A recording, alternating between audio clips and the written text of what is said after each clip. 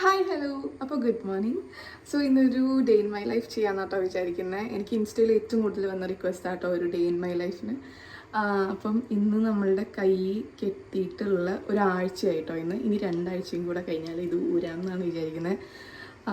അപ്പം ഞാൻ ഇന്നത്തെ ഒരു ഡേ ഫുൾ ഷൂട്ട് ചെയ്യണമെന്നാണ് വിചാരിക്കുന്നത്, അറ്റ്ലീസ്റ്റ് ഈവനിങ് വരെയെങ്കിലും. അപ്പോൾ ഇപ്പം സമയം 9:30 ആയിട്ടോ. 9:30ക്കാണ് ഇന്ന് എഴുന്നേൽക്കുന്നത്. ഇന്ന് നന്ദുവിന് ലീവാണ്, എല്ലാവർക്കും ലീവാണല്ലോ. അപ്പോൾ പിന്നെ 9:30 എഴുന്നേൽക്കാൻ. ഞാനിവിടെ ചേർത്തലയാണ്, എൻ്റെ വീട്ടിലല്ല നന്ദുവിൻ്റെ വീട്ടിലാണ്. ചേർത്തല എവിടെയാണെന്ന് ഒരുപാട് പേര് ചോദിച്ചിട്ടുണ്ട്. ചേർത്തല വയലാറാണ് കേട്ടോ വീട്. അപ്പം അപ്പം അത്രയേ ഉള്ളൂ. സോ എല്ലാവരും സുഖമായിട്ടിരിക്കുക വിചാരിക്കുന്നു. ഞാനിവിടെ സുഖമായി അടിപൊളിയായിട്ടിരിക്കുന്നു. അപ്പം നമുക്കിനി വീഡിയോ നോക്കാം. ഓക്കെ, സാധാരണ ലീവുള്ള ദിവസം 11 മണിയാവാതെ നന്ദു കണ്ണുറക്കില്ല കേട്ടോ. ഇന്നിപ്പം അപ്പു ഞങ്ങളുടെ പട്ടിക്കുട്ടന് ഒരു ഇഞ്ചക്ഷൻ എടുക്കാനുണ്ട്. അവന് പനിയായിരുന്നു 2 ദിവസമായിട്ട്. അപ്പം അവൻ ഇഞ്ചക്ഷൻ എടുക്കാൻ വേണ്ടിയിട്ട് 10 മണി 10:30 ആകുമ്പോൾ ഡോക്ടറെ അടുത്ത് കൊണ്ടുപോകാൻ പറഞ്ഞിട്ടുണ്ട്.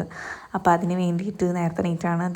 മുത്ത് ഇവിടെ ഭക്ഷണം കൊടുക്കുന്നുണ്ട് കേട്ടോ. അപ്പുവിന് വയ്യാന്ന് പറഞ്ഞാൽ പിന്നെ മുത്തിന് പിന്നെ ഒന്നുമില്ല. പിന്നെ അപ്പുവിൻ്റെ അടുത്താണ് അവളെപ്പോഴും. ഹോസ്റ്റലിലാകുമ്പോൾ വരെ വിളിച്ച് ചോദിക്കുകയോ ചെയ്യുക, അപ്പു എന്ത് ചെയ്യുക, അപ്പൂന് എങ്ങനെയുണ്ട്, അപ്പൂന് സുഖമായോ. അപ്പം അത് ഒരു അപ്പൂവിൻ്റെ അമ്മയാണത്. അങ്ങനെ എനിക്കിപ്പോൾ കയ്യിനൊന്നും വയ്യാത്തതുകൊണ്ട് നന്ദുവിൻ്റെ അമ്മൂമ്മയാട്ടോ എനിക്ക് മുടിയൊക്കെ കെട്ടിത്തരാം. മുത്തുള്ളപ്പോൾ മുത്ത് കെട്ടിത്തരും. മുത്ത് എന്ന് പറയുന്നത് നന്ദുവിൻ്റെ സിസ്റ്ററാട്ടോ.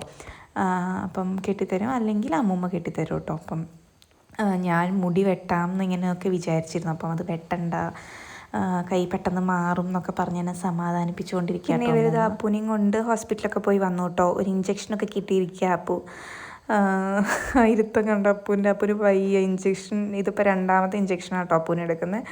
അപ്പോൾ അതൊക്കെ കിട്ടി സന്തുഷ്ടനായിട്ട് ഇരിക്കുന്നുണ്ട് അപ്പു. ഞാൻ കുറച്ച് നേരം അവൻ്റെ അടുത്ത് പോയി എന്ത് പറ്റി എന്നൊക്കെ ചോദിച്ചപ്പോൾ അവൻ പണ്ടൊക്കെ ഞാൻ കല്യാണം കഴിഞ്ഞ് വന്ന സമയത്ത് ഞാൻ ക്യാമറ കാണിച്ചാൽ അവൻ ഓടുമായിരുന്നു കേട്ടോ. ഇപ്പം അവൻ എനിക്ക് പോസ് ചെയ്ത് തരും. ശീലമായി കാണും പാവാപ്പു. അങ്ങനെ അപ്പോൾ എനിക്ക് പോസ് ചെയ്ത് തരുന്നതായിരുന്നു കേട്ടോ അത്.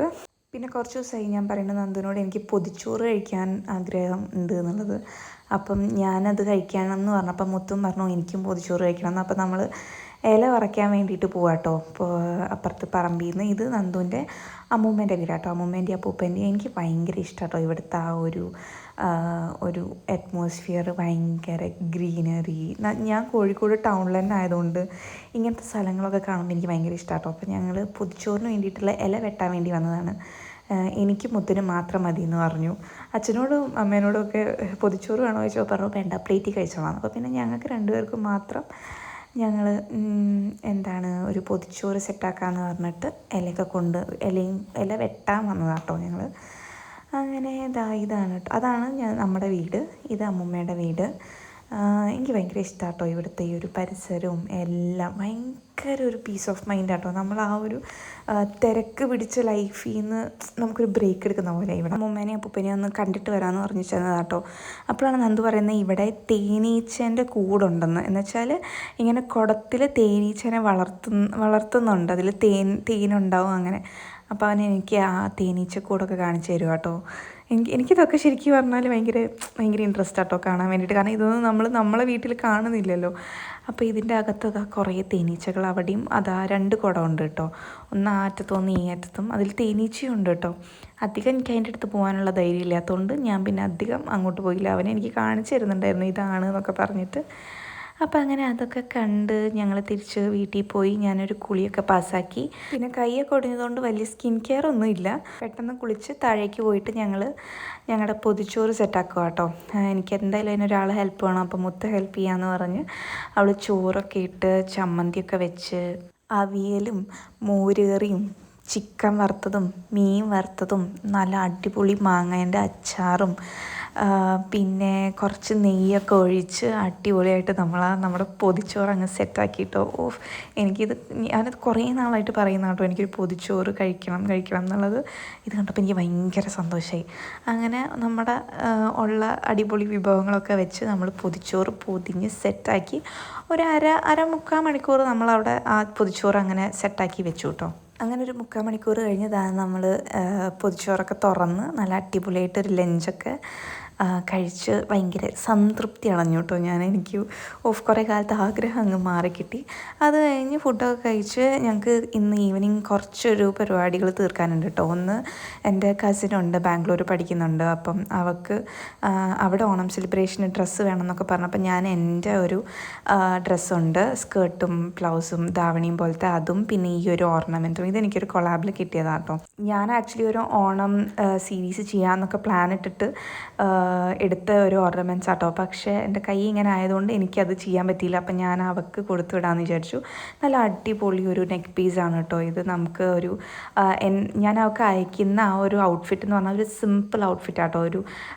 ഒരു ഗോൾഡൻ വൈറ്റ് ഒരു സിമ്പിളായിട്ടുള്ളൊരു ഔട്ട്ഫിറ്റാണ്. അതിലിങ്ങനെ ഒരു ചെയിനും ഈ ഒരു മാലയും വരുമ്പം നല്ല ലുക്ക് ഉണ്ടാവും. അപ്പം ഞാൻ അവൾക്കത് കൊടുത്തു വിടാമെന്ന് വിചാരിച്ചിട്ട് ജസ്റ്റ് ഞാൻ നിങ്ങൾക്കൊന്ന് കാണിച്ചു തരുവാണ് കേട്ടോ. ഇതെനിക്ക് സ്റ്റൈലറ്റ് എന്ന് പറഞ്ഞൊരു സ്റ്റൈലറ്റ് സ്റ്റോർ ഞാൻ ടാഗ് ചെയ്യാം കേട്ടോ. അവരാണ് എനിക്ക് ഈ ഒരു ഓർണമെൻറ്റ്സ് അയച്ചു തന്നത്. എനിക്ക് ഭയങ്കര ഇഷ്ടപ്പെട്ടൊരു നെക്ക് പീസാട്ടോ. അവളിത് സ്റ്റൈൽ ചെയ്തിട്ട് എനിക്ക് ഫോട്ടോ അയച്ചിടാൻ പറഞ്ഞിട്ടുണ്ട്. അപ്പം ഞാനിത് ഇൻസ്റ്റയിൽ പോസ്റ്റ് ചെയ്യാം. എനിക്ക് ഭയങ്കര ഇഷ്ടപ്പെട്ടൊരു നെക്ക് പീസാണിത്. അങ്ങനെ ഇതൊക്കെ ഞങ്ങൾ പാക്ക് ചെയ്ത് DTDC കൊറിയറിൽ കൊണ്ടു കൊടുക്കണം കേട്ടോ. അങ്ങനെ അത് കൊറിയർ ചെയ്യാനുണ്ട്. പിന്നെ എൻ്റെ മുടി നല്ല കൊഴിച്ചിലാണ് കേട്ടോ ഇപ്പോൾ ഈയിടെയായിട്ട്. അപ്പോൾ ഒന്ന് ഡോക്ടറെ കാണിക്കാനും പിന്നെ കുറച്ച് സ്റ്റിച്ചിങ് പരിപാടിയൊക്കെ ഇന്ന് തീർക്കാനുണ്ട് കേട്ടോ. അപ്പോൾ അതിനാണ് ഞാനും നന്ദുവും കൂടെ പോണേ. ആദ്യം നമ്മൾ കൊറിയർ ഓഫീസിൽ പോയി അത് ബാംഗ്ലൂരേക്ക് കയറ്റി അയക്കാനുള്ള പണികളൊക്കെ നടത്തി. അത് കഴിഞ്ഞ് നേരെ ഡോക്ടറെ അടുത്ത് പോയി കേട്ടോ. ഇവിടെ ചേർത്തല തന്നെ ഉള്ളൊരു ഡോക്ടറാണ്, സ്കിന്നിൻ്റെയും ഹെയറിൻ്റെയും ഒക്കെ. അപ്പോൾ നമ്മൾ മുടി കൊഴിയുന്നതിൻ്റെ എന്താണ് റീസൺ എന്നറിയാൻ വേണ്ടിയിട്ട് കുറേ ഞാൻ വെയിറ്റ് ചെയ്തു. കുറേ ആയി എനിക്കിങ്ങനെ ഒരു കൊഴിച്ചിൽ ഫീൽ ചെയ്യുന്നു.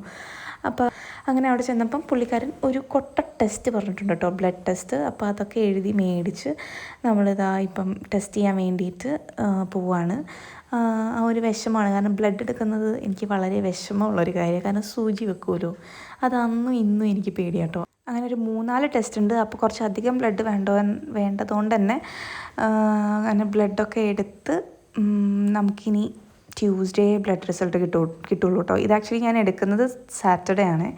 അങ്ങനെ അവിടുന്ന് ബ്ലഡൊക്കെ എടുത്ത് അടുത്ത ലാസ്റ്റ് ടാസ്ക്കായിട്ട് നമുക്ക് ഒരു സ്റ്റിച്ചിങ് കൂടെ ഉണ്ടായിരുന്നു. സ്റ്റിച്ചിങ്ങിന് കൊടുക്കാൻ വേണ്ടിയിട്ട് എൻ്റെ 2-3 കുർത്തി വന്നിട്ടുണ്ടായിരുന്നു. അപ്പോൾ അതൊന്ന് എനിക്ക് ഷേപ്പ് ചെയ്യണമായിരുന്നു. അപ്പോൾ അതിന് വേണ്ടിയിട്ട് നമ്മൾ ചേർത്തല തന്നെയുള്ള മെഹന്തി എന്ന് പറഞ്ഞൊരു ഷോപ്പിലാട്ടോ പോയത്. അവിടെ ഒരു ചെറിയൊരു ബുട്ടിക്ക് പോലെ ഉണ്ട്.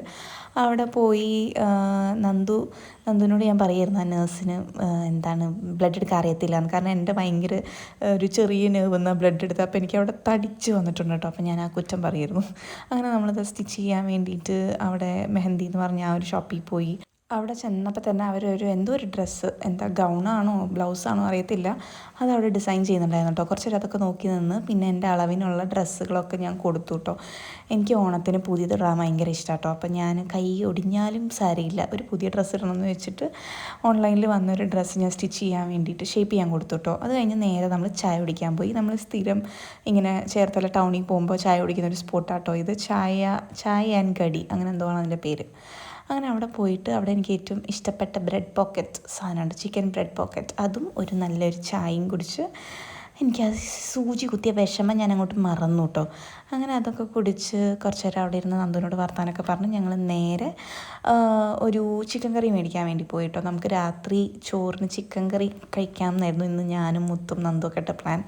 അപ്പോൾ നമ്മൾ ആ ചിക്കൻ കറി മേടിക്കാൻ വേണ്ടിയിട്ട് അവിടെ ഒരു കടയിൽ പോയി ചിക്കൻ കറിയൊക്കെ മേടിച്ച് നേരെ നമ്മൾ ലേബോൺ കഫേയിലേക്ക് വിട്ടു കേട്ടോ. അത് വീടിൻ്റെ അടുത്ത് തന്നെയാണ്. നന്ദുവിൻ്റെ അനിയത്തിക്ക് ഒരു കുഞ്ഞ് ചോക്ലേറ്റ് ഷേക്ക് വേണമെന്നൊക്കെ പറഞ്ഞപ്പം നമ്മൾ അതും കൂടെ മേടിച്ചു കൊടുക്കുക. ഏതായാലും നമ്മൾ ഇറങ്ങി. അപ്പോൾ പിന്നെ അവൾ പറഞ്ഞു അതും കൂടെ മേടിച്ചു കൊടുക്കാമെന്ന് വിചാരിച്ച് നമ്മൾ നേരെ ലേബോൺ കഫേ പോയി. അവിടെ നിന്ന് ഒരു ചോക്ലേറ്റ് ഷേക്കും മേടിച്ച് പിന്നെ എനിക്കൊരു ചോക്ലേറ്റ് ബ്രൗണിയും മേടിച്ച് നമ്മൾ നേരെ വീട്ടിലേക്ക് വിട്ടു കേട്ടോ.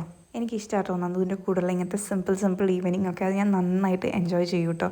അങ്ങനെ നമ്മളിതാ നേരെ വീട്ടിലേക്ക് പോവുകയാണേ. സോ നമ്മൾ പുറത്തൊക്കെ പോയി വന്നു, ഫുഡൊക്കെ കഴിച്ചു. പിന്നെ നന്ദുവിൻ്റെ ചിറ്റപ്പനവരൊക്കെ വന്നിട്ടുണ്ടായിരുന്നു.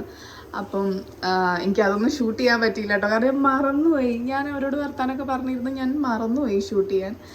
അപ്പോൾ ഡ്രസ്സൊക്കെ മാറി നമ്മളിതാ അപ്പോൾ ഇന്നത്തെ എല്ലാ കലാപരിപാടികളും ഇവിടെ അവസാനിപ്പിച്ചിട്ട് ഉറങ്ങാൻ പോവാണ്. അപ്പം ഇതായിരുന്നു എൻ്റെ ഒരു കുട്ടി day in my life video.